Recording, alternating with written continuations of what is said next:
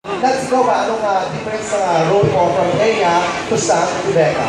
Nakakatawa kasi dito, iba lang from Ea, to Sam, tapos naging si Anika. Lahat yun, tapos si Becca, lahat yung mga scholar. Pero may iba naman, si Becca, bitter.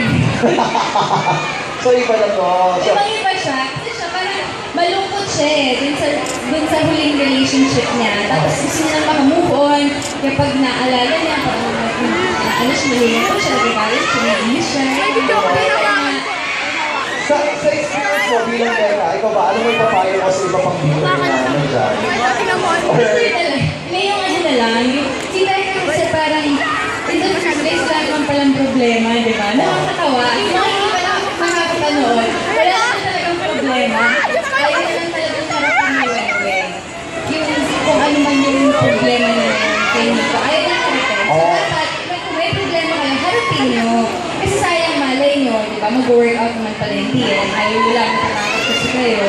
Tama! Tama! Ay, from now on, magiging matapos na ako. Haharapin ko lang matapos sa lahat. Sarap na. Anyways, Nats, I think you're doing one more for everyone, right? Once again, everybody, palakpakan po!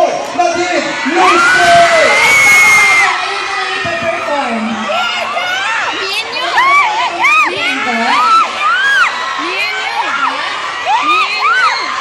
Sige. Alam niyo naman kung ano ang ko. Gusto ko sasabayan niyo ako, pwede ba yun? Yeah! Right, let's go guys, it's me and you. Yeah!